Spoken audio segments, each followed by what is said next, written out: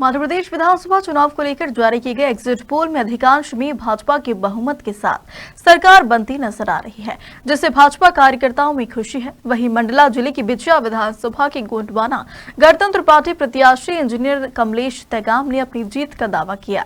वहीं exit poll को लेकर कहा कि किसी भी दल को स्पष्ट बहुमत मिलता नजर नहीं आ रहा, जिसके चलते इस बार अन्य दल सरकार बनाने में अहम भूमिका निभाएंगे। बात करें तो क्या आप कितना आश्वस्त है? वैसे तो देखिए, अभी तक कुछ दिन क्या आप कितना आश्वस्त है? वैसे तो देखिए, अभी तक कुछ दिन पहले तक कांग्रेस के आकलन लगाए जा रहे थे। जैसे ही जब एग्जिट पोल आने चालू हुए चैनल के, तो कहीं भाजपा को कहीं कांग्रेस का इस टाइप का थोड़ा सा कंफ्यूजन लग रहा। और बिछिया की बात करें तो बिछिया में तो गोंडवाना का ही रुझान है, क्योंकि जैसा दिखाया जा रहा है चैनल में भी, तो 4 से 6 कहीं पे 15 भी दिखा रहे हैं। तो मुझे तो लगता है, और जहाँ तक मैं पूरे मध्य प्रदेश के बारे में जानता हूँ, हम लोगों ने 52 सीट्स पे जो प्रत्याशी खड़े किए थे और बीएसपी के साथ गठबंधन है। तो जिस तरीके से आज तक का जो कांग्रेस या भाजपा की सरकार रही है, तो सभी को देखा है इतने दिन में, तो इस बार रुझान जनता का परिवर्तन का है। तो ज्यादा से ज्यादा संभावना है कि वो ज्यादा से ज्यादा सीट्स जो है अन्य को आएंगी, जिसमें हम लोग भी शामिल हैं। और बीएसपी गोंडवाना गणतंत्र पार्टी अच्छी संख्या में जीत कर आ रही है, और सरकार की भूमिका में हम लोगों का पूरा पूरा योगदान रहेगा, तभी सरकार बन पाएगी। ये चुनाव के एक दिन पहले रात में जो कुछ कांग्रेस के कार्यकर्ताओं के द्वारा आपको रोककर आपकी गाड़ी चेक किए, इसमें तो उसका भी कुछ चुनाव में प्रभाव पड़ेगा? हाँ, बिल्कुल पड़ेगा, क्योंकि देखिए, जो कांग्रेस या भाजपा दोनों ही पार्टियों का जो बिछिया विधानसभा की बात करूं, तो ये रात में 15-16 को प्रयास कर रहे थे कि पैसे बंटवाना या कुछ सामग्री वितरण करना, शराब बंटवाना, जो हमेशा से यही करते आ रहे हैं। तो उसके हमारे कार्यकर्ताओं ने और गांव वालों ने बढ़ चढ़कर हिस्सा लिया, रोकने में मदद भी की। और जैसे नेवसा ग्राम में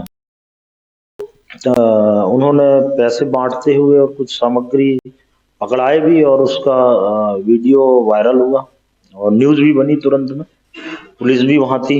उसके बावजूद जब वो सफल नहीं हुए, तो हार के डर से वो चुनाव के की मंशा से वो हमें रोकने का प्रयास किए, रोका भी। और सिझोरा में जो हाईवे में रोका, तो उसकी हमने एफआईआर भी कराया, हमें गाली गलौज की गई। जब उनने खुद जबकि चेक किया, विकास साहू नामक कांग्रेस कार्यकर्ता ने करता, तो वो गाली गलौज किए और रोके भी, गाड़ी चेक किए, जबकि उनको कोई अथॉरिटी नहीं है। हमने तो उनसे खुला रोक कर चेक भी करवाया कि देख लें, उसके बावजूद भी वो गाली दी। तो इसकी एफआईआर हमने बिछिया थाने में करा दी।